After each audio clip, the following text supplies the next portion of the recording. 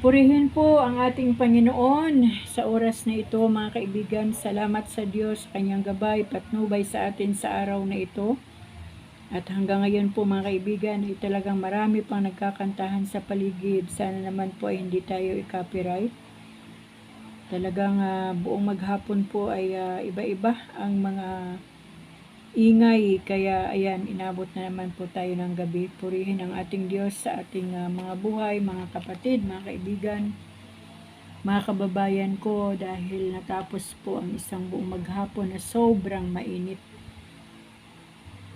Talagang kailangang maligo ng 2 hanggang 3 beses sa buong maghapon dahil sobra po ang init ng singaw ng kalsada dito sa aming harapan.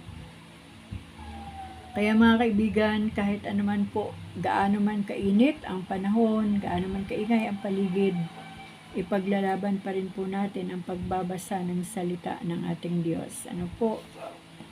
Kaya pagpasensyahan nyo na po kung tayo po ay inabot ng gabi. At sa oras po nito ay patuloy ko na naman pong hinihiling ang gabay, ang patnubay at pagsama ng ating Diyos ng kanyang kapangyarihan sa pamagitan ng banal na Espiritu Santo. Naggabayan po tayo sa pagbabasa ng salita ng Diyos upang wala pong distraction na mangyayari habang tayo po ay nagbabasa in the mighty name of Jesus Christ of Nazareth. Kaya mga kaibigan, sa gabay po at habag, tulong at awa ng Diyos, tayo po ay magbabasa ng kanyang salita sa oras na ito, at muli ko po kayong inaanyayahan mga kaibigan sa pagbabasa. Tayo po ay nasa aklat na ni Esdras, at ang panimula po nito ay ang aklat na ito ay karugtong ng una at ikalawang aklat ng mga kronika at naglalarawan sa pagbabalik sa Jerusalem ng ilang Hudyong itinapon sa Babylonia. Inilalahad ang mga pangyayaring ito gaya ng sumusunod. Una, ang unang pangkat ng mga Hudyong itinapon sa Babylonia ay nagbalik sa utos ni Emperador Ciro ng Persia. Pangalawa, muling itinayo ang templo at itinalaga at ang pagsamba sa Diyos ay ibinalik sa Jerusalem. Pangatlo, pagkalipas ng mga taon, isa pang pangkat ng mga Hudyo ang nagbalik sa Jerusalem sa pangunguna ni Esdras, isang dalubhasa sa kautusan ng Diyos. Tinulungan niya ang mga tao na muling isaayos ang kanilang pamumuhay, panrelihiyon at panlipunan upang mapangalagaan ang espiritual na pamana ng Israel. Nilalaman ang unang pagbabalik buhat sa pagkatapon, chapter 1, verse 1, chapter 2, verse 70. Ang templo ay muling itinayo at itinalaga, chapter 3, verse 1, chapter 6, verse 22. Si Esdras ay nagbalik na kasama ang iba pang mga itinapon, chapter 7, verse 1, chapter 10, verse 44. Chapter 1. Pinabalik ni Haring Ciro ang mga Israelita. Nang unang taon ng pamamahala ni Haring Ciro ng Persya, nilukuban siya ng Espiritu ni Yahweh. Nangyari ito upang matupad ang kanyang salita sa pamamagitan ni Propeta Jeremias. Kaya si Haring Ciro ay sumulat ng ganito: Niloob ni Yahweh ng Diyos ng kalangitan na masakop ko ang lahat ng bansa sa daigdig. At sinabi niya sa aking ipagtayo ko siya ng isang templo sa Jerusalem, Judah. Kaya pinahihintulutan ko ang lahat ng Israelita na magpunta sa Jerusalem, ang bayan ng kanilang Diyos, upang itayo muli ang bahay ni Yahweh. Pagpalain nawa sila ng Diyos, lahat ng mamamayan sa lugar na may Israelita ay tutulong sa kanila. Bigyan sila ng mga pilak, ginto at iba pang kailangan tulad ng mga hayop at mamahaling kasangkapan, bukod sa kusang handog para sa templo ni Yahweh. Tumugon naman sa panawagang iyon ang mga puno ng sambahayan ng mga lipi ni na Judah at Benjamin, ang mga saserdote at mga Levita, at lahat ng napukaw ang kalooban upang tumulong sa muling pagtatayo ng templo sa Jerusalem. At sila'y tinulungan ng mga mamamayan sa lupaing tinitirhan nila. Binigyan sila ng mga pilak at ginto, binigyan din sila ng hayop at mamahaling kasangkapan bukod sa kusang handog nila. Ang mga kagamitan sa templo sa Jerusalem na kinuha ni Nabucodonosor at inilagay sa templo ng kanyang mga Diyos-Diyusan ay ipinalabas ni Haring Ciro. Ipinakuha niya iyon kay Mithridates, ang ingat siyaman, at ipinabigay kay Sesbasar na pinuno ng Juda. Ito ang bilang ng mga kagamitan: 30 palangganang ginto, 1,000 palangganang pilak, 29 na insensaryo, 30 mangkok na ginto, 410 iba't ibang sisidlang pilak, at 1,000 pang iba't ibang kagamitan. Lahat-lahat ng kagamitang ginto at pilak ay umaabot sa 5,400 na piraso. Ang mga ito iniuwi ni Sibasar nang magbalik sa Jerusalem ang mga Israelita mula sa Babylonia. Chapter 2. Ang natira sa mga nabihag ng Haring Nabucodonosor ay umuwi nga sa Jerusalem at sa kanilang bayan sa Juda. Sa pangunguna ni Zorobabel, Jesua, Nehemias, Seraya, Reklaya, Mardukeo, Bilsan, Mispar, Bigvai,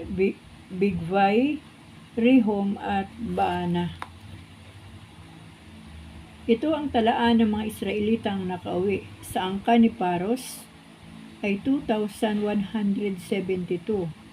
Sa angka ni Sephathias, 372. Sa angka ni Ara, 775. Sa angka ni Pahat Moab, sa mga anak nitong sina Jesua at Joab, 2,812. Sa angka ni Elam, 1,254. Sa angka ni Sato, 945. Sa angka ni Sakay, 760. Sa angka ni Bani, 642. Sa angka ni Bibay, 623. Sa angka ni Asgad, 1,222. Sa angka ni Adonikam, 666. Sa angka ni Bigvai, 2,056. Sa angka ni Aden, 454. Sa angka ni Ater kay Isikayas, 78. Sa angka ni Bisay, 323. Sa angka ni Jura, 112. Sa angka ni Hasum, 223. Sa angka ni Gibar, 75. Sa angka ni Bethlehem, 123. Sa mga tauhan ni Netofa, 56. Sa mga tauhan ni Anatot, 128. Sa angka ni Asmavit, 42. Sa angka ni Nakiriat, Jerim, Kafira at Birot, 743. Sa angka ni Narama at Kiba, 621. Sa mga tauhan ni Mikmas, 122. Sa mga tauhan ni Nabitel at Hai, 223. Sa angka ni Nebo, 52. Sa angka ni Magbis, 156. Sa angka ng isa pang Ilam, 1,254. Sa angka ni Harim, 320.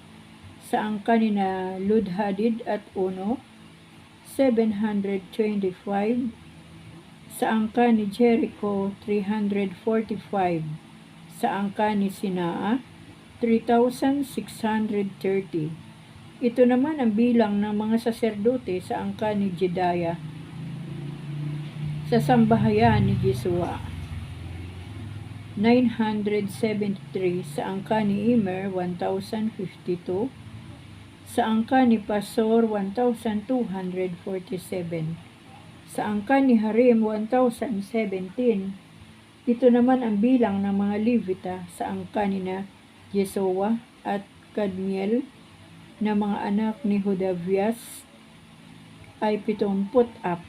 Ang mga mang-aawit sa angka ni Asaph ay 128. Ang mga bantay pinto ng mga anak naman ni Nasalyum, Ater, Talmon, Akub, Hatita, at Subay, 139.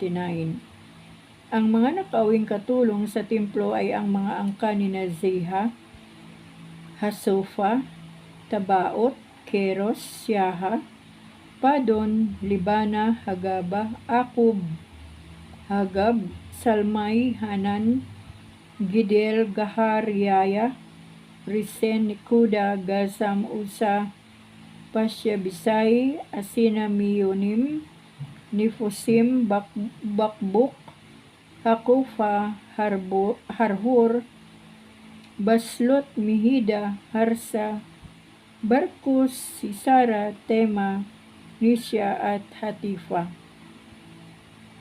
Ang mga nakawing anak naman ng mga lingkod ni Solomon ay ang mga angka ni Nasutay, Soferet, Peruda, Jaala, Darkon, Gidel, Sifatias, Hatel, Pukirit, Hasibaim, at Ami. Lahat-lahat ng katulong sa templo at mga anak ng mga lingkod ni Solomon ay 392.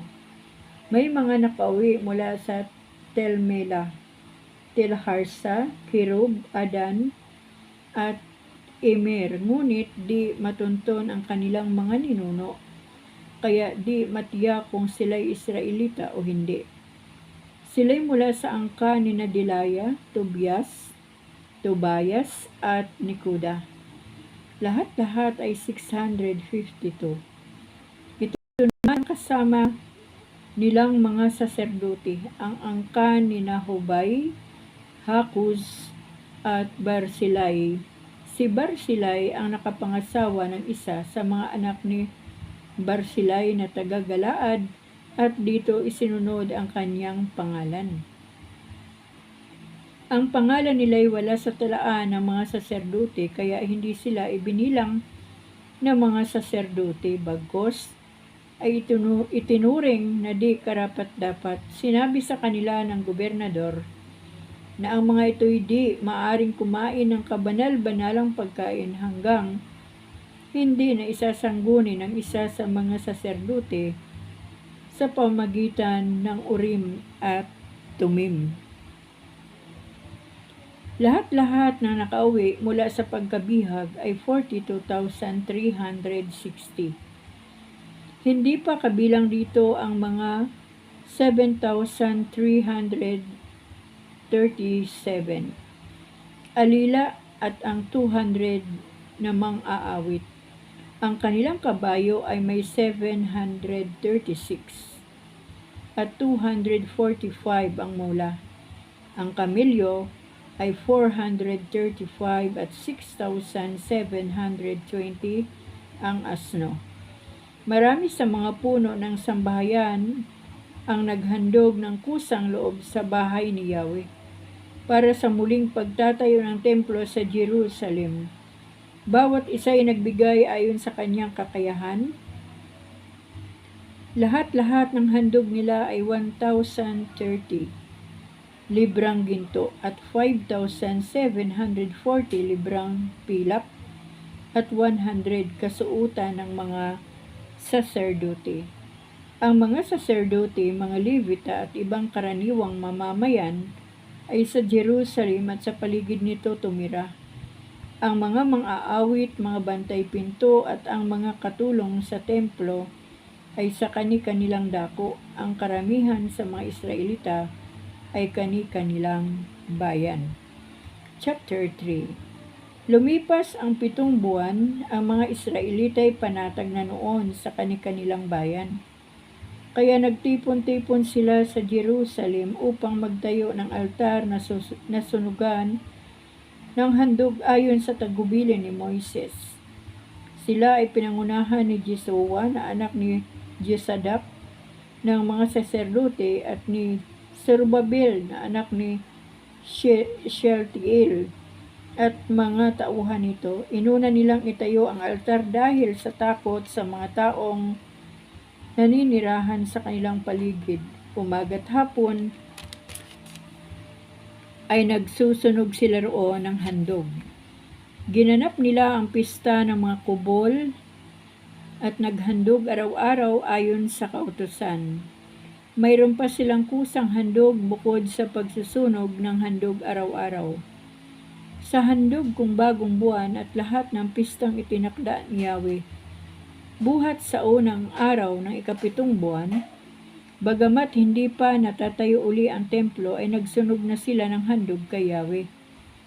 Kahit nagkaloob sila ng salapi para sa mga kantero at karpintero. Nagpadala rin sila ng pagkain, inumin, langis sa mga taga-Sidon at mga taga-Tero upang iputol sila ng mga kahoy na sedro sa Libano. Ang mga kahoy na ito ay dadalhin sa Jupi sa pahintulot ni Haring Ciro ng Persia.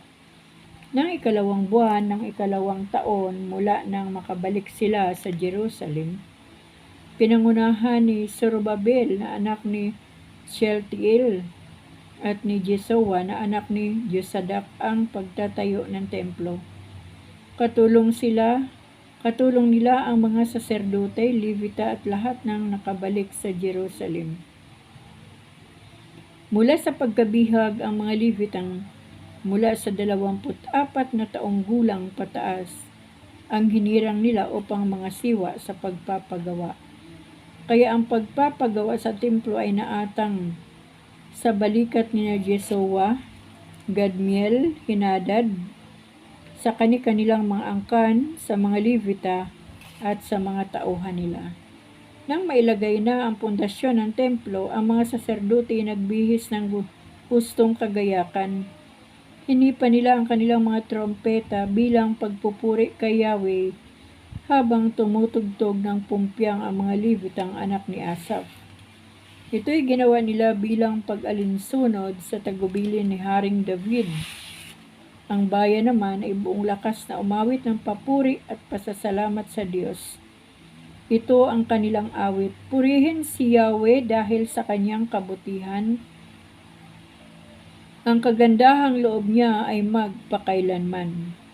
At sila'y buong lakas na umawit ng puri kay Yahweh, pagkat nailagay na ang pundasyon ng templo.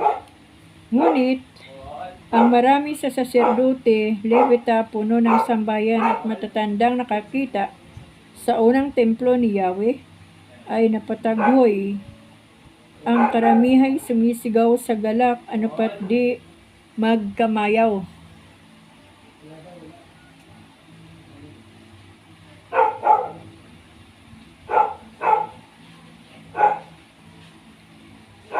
Ano pat di magkamayaw ang hiyawan, hindi na nalaman kung alin ang hiyaw ng kagalakan at kung alin ang panaghoy.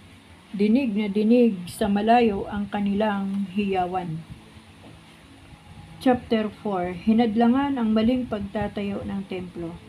Nabalitaan ng mga kaaway na ang mga taga-Juda at taga-Benjamin na nakauwi buhat sa pagkabihag ay nagtatayo ng templo para kay Yahweh. Kaya lumapit sila kina Zerubbabel, Jesua at sa mga puno ng sambahayan. Sinabi nila, tulungan namin kayo sa pagtatayo ng bahay ng inyong Diyos. Yamang kami man ay sumasamba sa Kanya, buhat pa nang dalhin kami rito ni Haring Isarhado ng Assyria.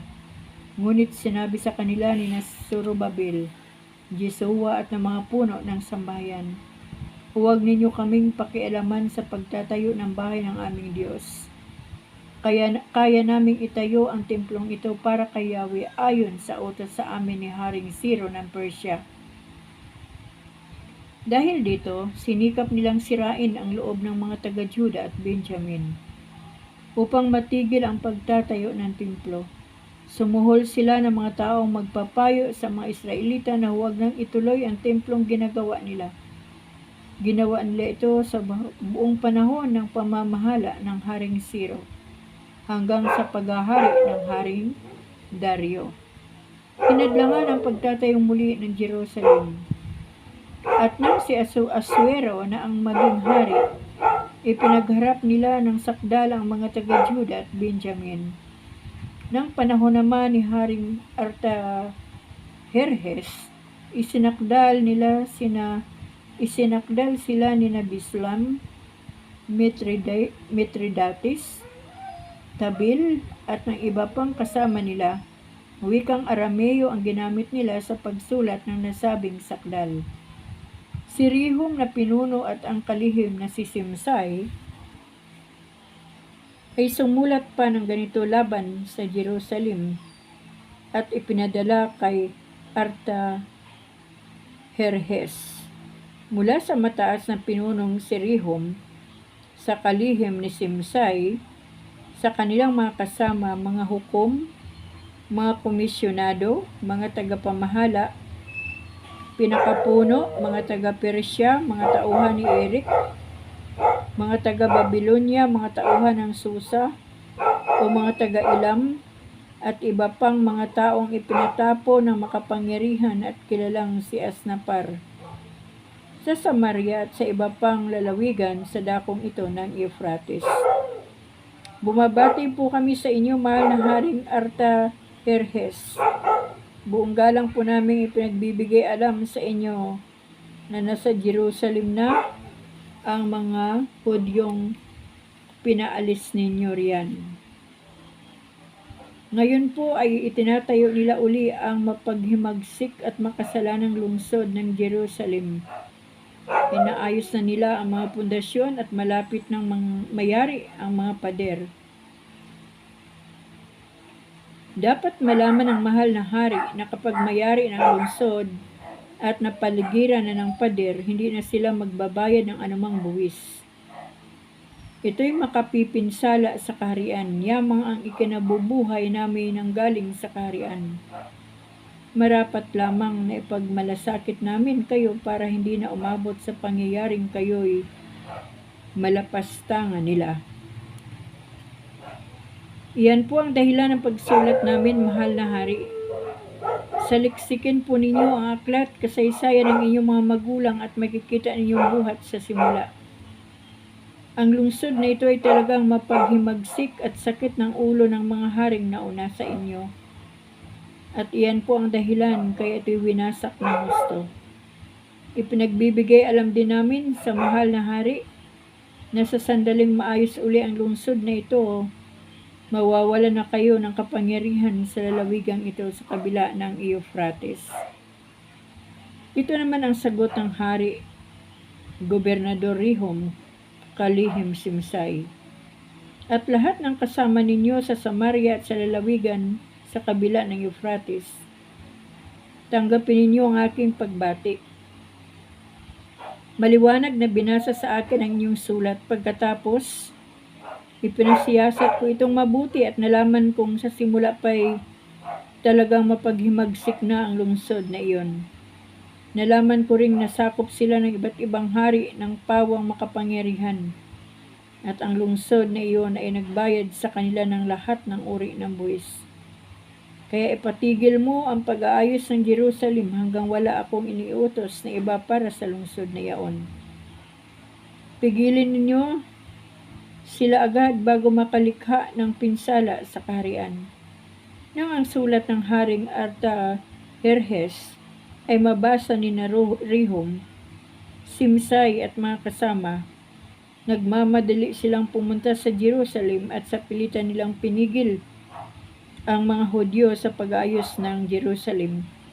Kaya't natigil ang paggawa sa bahay ni Yahweh, hindi ito nagalaw hanggang noong 2 taon ni Haring Dario sa Persya.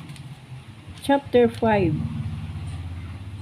Sina Propeta Ageo at Propeta Zacarias ay nagpahayag sa mga Hudyo sa Juda at Jerusalem sa pangalan ng Diyos ng Israel. Kaya't ang nagtatayo ng templo ay ipinagpatuloy ni Zorobabel at Jesua at Hesua, katulong ang 2 propeta. Minsan, nilapitan sila ni Gobernador Tatnai ng lalawigan sa kabila ng Euphrates.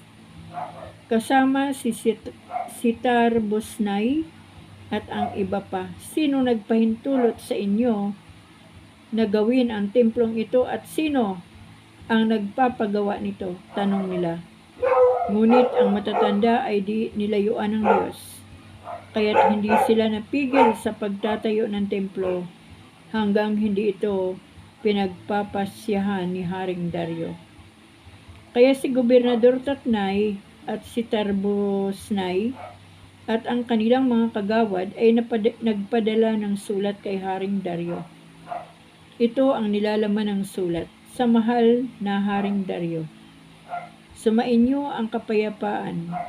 Buong pitagan po naming ipinaalam sa inyo na nagpunta kami sa Juda, sa bahay ng dakilang Diyos. Ito po ay kasalukuyang itinatayo. Malalaking tapyas ng bato at mga kahoy ang ginagamit sa pader nito. Wala silang tigil sa paggawa kaya mabilis ang pagkayari.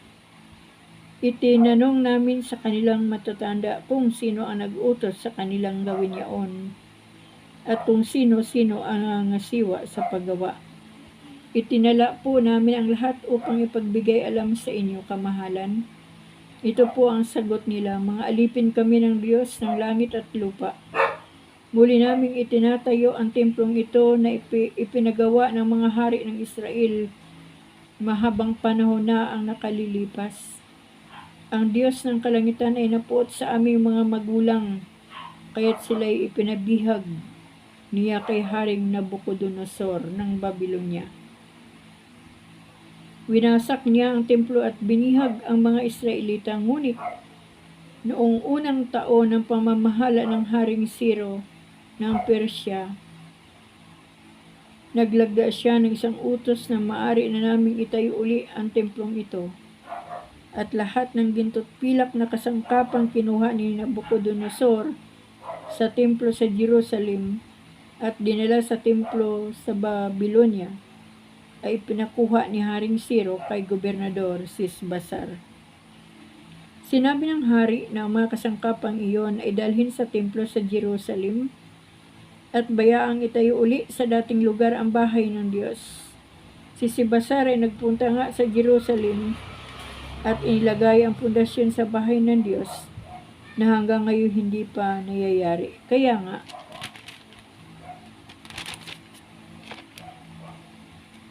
kung marapati ng mahal na hari, patignan sa aklat kasaysayan ng Babylonia kung iniutos nga ni Haring Ciro na gawin ang templo ng Diyos. Pagkatapos po, sabihin ninyo sa amin kung ano ang iniisip ninyo tungkol dito. Chapter 6. Hinanap ang utos ni Haring Ciro ukol sa templo. Ipinasaliksik ni Haring Dario ang lahat ng taguan ng mga kasulatan ng buong Babylonia. At sa Ikbatana, kabisira ng Media, ay natagpuan ng isang kasulatan, ganito ang sinasaad. Nang unang taon ng pamamahala ni Haring Ciro, siya ay naglagda ng isang utos tungkol sa bahay ng Diyos sa Jerusalem. Ang templong ito ay muling itatayo upang doon maghahandog at magsunog ng mga handog. Ang luwang nito ay 101 talampakan, gayon din ang haba. Ang dingding nito ay 3 hanay na bato at isang hilirang kahoy. Sa kabang yaman ng palasyo kukunin ang magugugol ang mga kagamitang ginto at pilak na kinuha ni Nabucodonosor sa templo sa Jerusalem ay ibabalik dito. Ipinatuloy ni Haring Dario ang paggawa. Nang mabasa ang utos ni Haring Ciro, si Haring Dario ay naglagda ng utos na ganito. Ang gawain ito ay hindi pagkikialaman ni Gobernador Tatnai, kalihim sa Sitar-Boznai at ng kanilang mga kagawad. Ipauubaya nila sa mga pamahalang Hudyo at sa kanilang matatanda ang pagpapaayos ng templo. Ang magugugol dito ay kukuning lahat sa buwis na malilikom sa lawigan sa kabila ng ilog. Kung kailangan ng mga saserdote ang paghahandog na toro, tupa, harina, asin, alak at langis, ibibigay ito sa kanila araw-araw upang makapaghain sila ng kaaya-ayang handog sa Diyos. At kanilang maipanalangin ang hari at ang kanyang sambayan kapag may bumago sa mga utos kong ito. Kukunin ko ang isang tahilan ng kanyang bahay at ipapako siya roon. Pagkatapos, higibain ng Diyos ang sinuman, maging hari, maging karaniwang taong mangangahas na bumago sa mga utos na ito ay gigiba sa templong ito. Akong si Dario ang lumagda sa kautosan ito. Ang lahat ng ito'y dapat matupad ng buong buo. Ang pagtatalaga sa templo. Lahat ng iniutos ni Haring Dario ay sinunod ni Tatnai, Sitar, Busnay at ng kanilang mga kagawad. Ipinagpatuloy ng mga Hudyo ang muling pagtatayo sa templo at sila'y nagtagumpay tulad ng sinabi ni na propeta Ageo at Zacarias. Nayari nilang templo ayon sa sinabi ng Diyos at sa utos ni na Haring Sero, Dario at Artaherjes. At nayari noong ikatatlo ng Adar, ika-6 na taon ng paghahari ni Haring Dario. Nang itinalaga ang templo, di magkamayo sa tuwa ang mga Israelita, mga saserdote at mga Levitang nakabalik mula sa pagkabihag. Naghandog sila ng 100 toro, 200 tupang lalaki, at 400 kordero bilang hain naman para sa kasalanan. Naghandog sila ng 12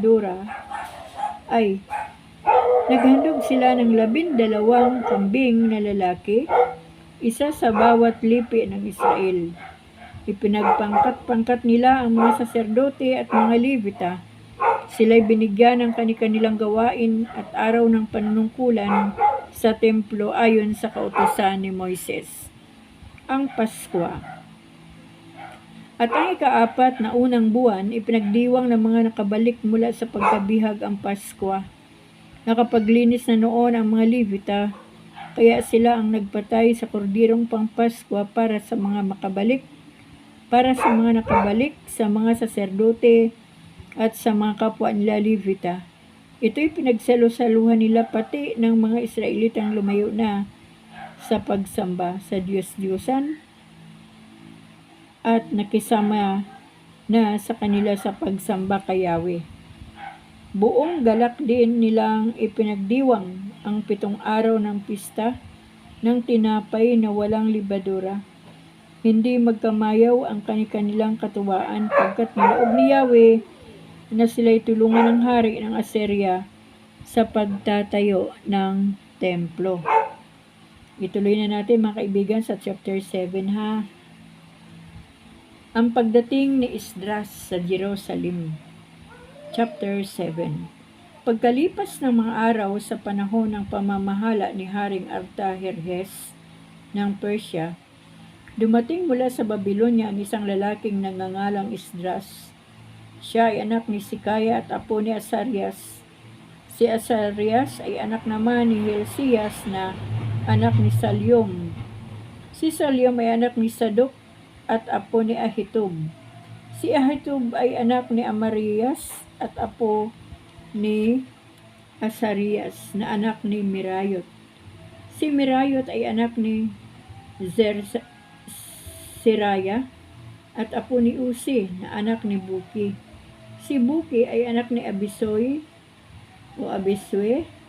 at apo ni Finis na anak ni Eleazar. Si Eleazar ay anak ng pangulong saserdoteng si Aaron. Si Esdras ay isang eskribang may malawak na kaalaman sa kautusan ni Moises na ibinigay ni Yahweh. Lahat ng hilingin niya ay ibinibigay ng hari pagkat siya ay pinapatnubayan ni Yahweh. Ika-7 taon ng pamamahala ni Haring Artaherjes nang pumunta sa Jerusalem si Esdras. Kasama ang ilang Israelita, saserdote, Levita, mga awit, bantay sa pinto, at mga katulong sa templo. Ikalimang buwan ng 7 taon ng pamamahala ni Haring Artajerjes nang dumating sila sa Jerusalem. Unang araw ng unang buwan nang sila'y umalis sa Babylonia, at unang araw naman ng 5 buwan nang dumating sa Jerusalem sa pamamatnubay ng Diyos, itinilaga ni Esdras ang kanilang sarili upang pag-aralan, isagawa at ituro sa Israel ang mga tuntunin ng kautusan. Ang mga kasulatang ibinigay ni Artajerjes kay Esdras.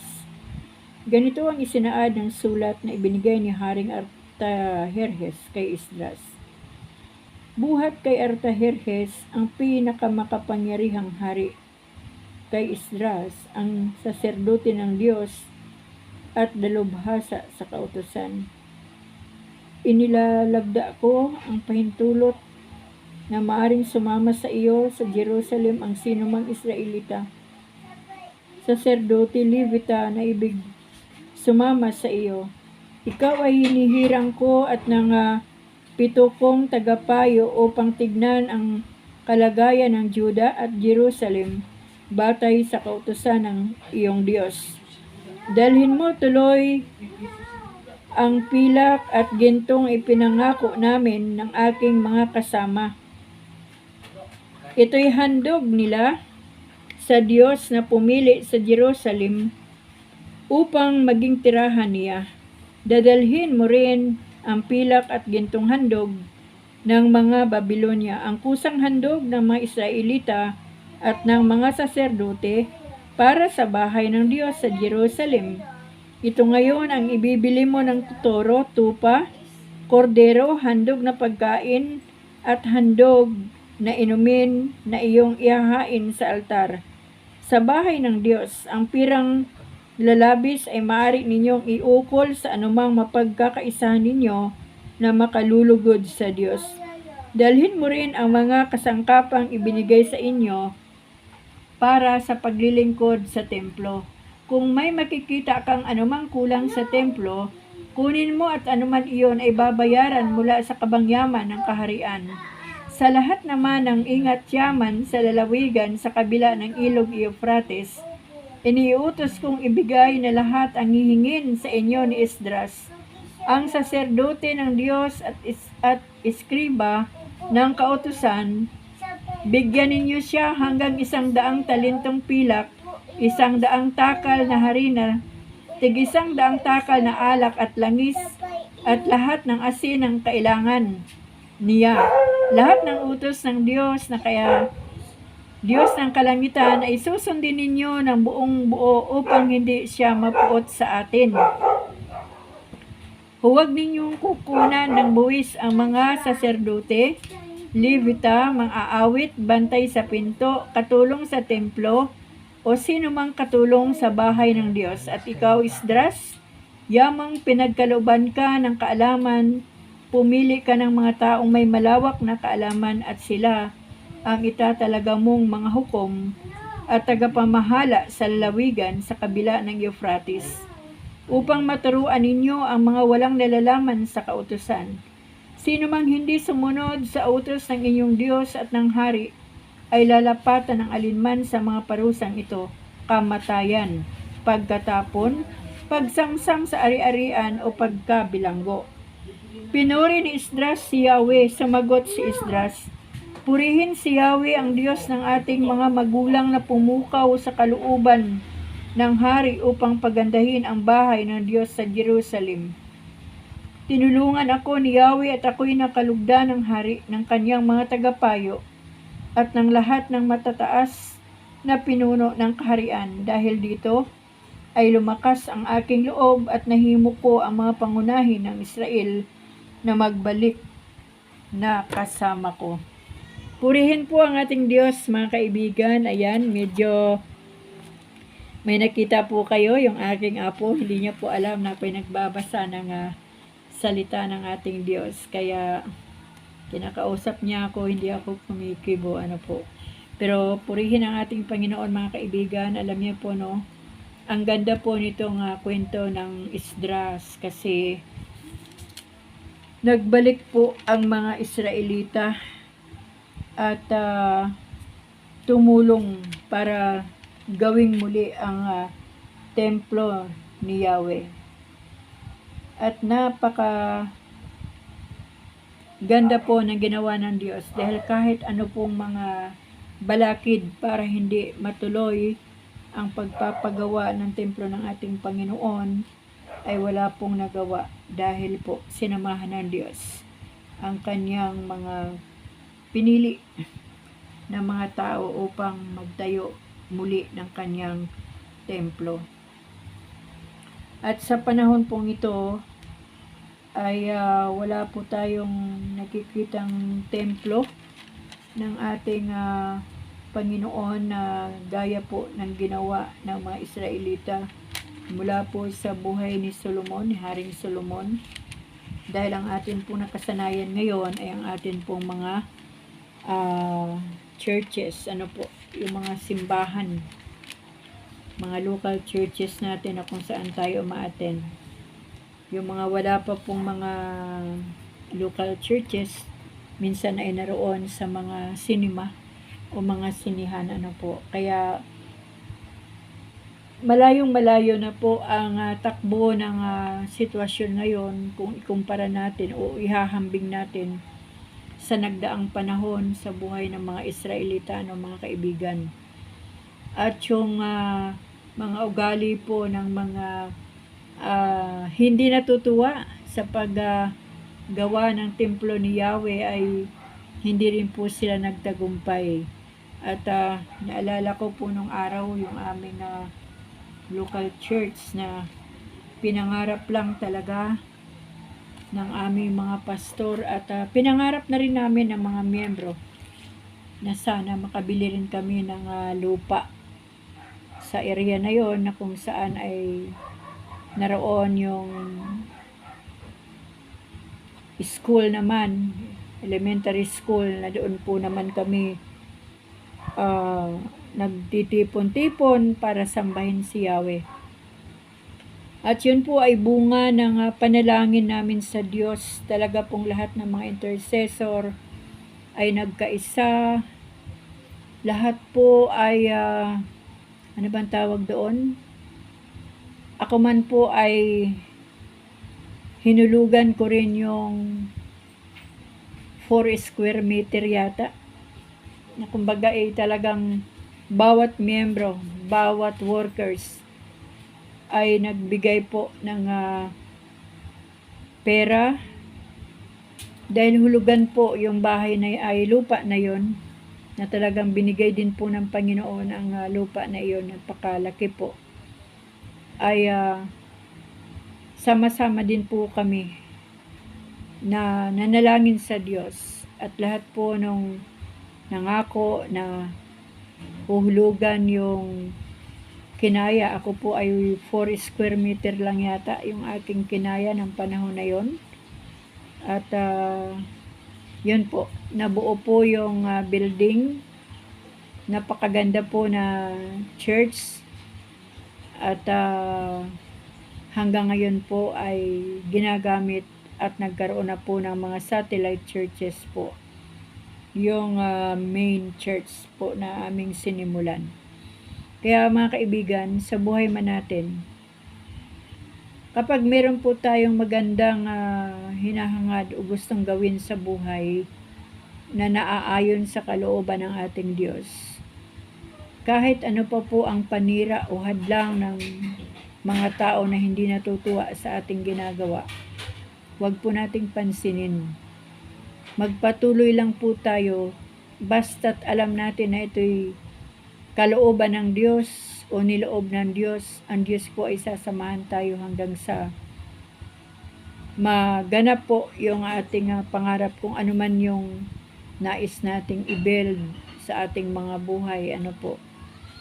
Naalala ko po nung araw mga kaibigan, ako'y bagitong-bagito pa talaga sa pagiging worker sa church.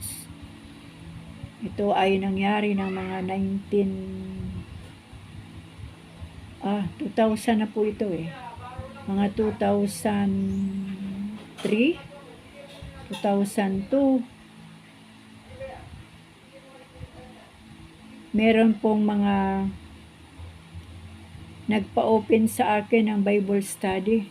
Mostly nga po ng lugar ay dinadala po ako sa mga area na matatapang doon po sa release ng tren.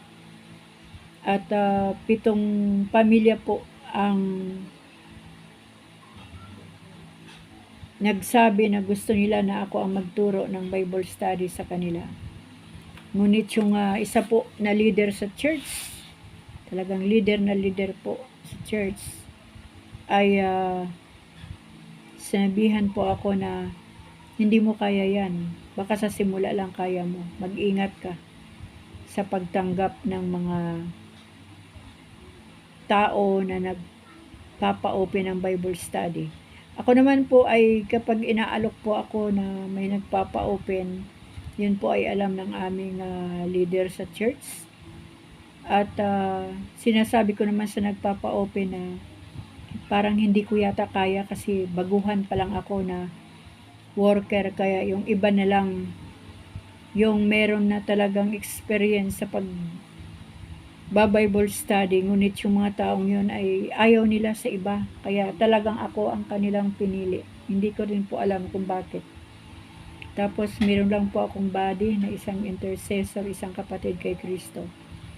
At alam niyo ba mga kaibigan, salamat sa Diyos dahil hindi po ako nawala ng tiwala sa Diyos at sa aking sarili.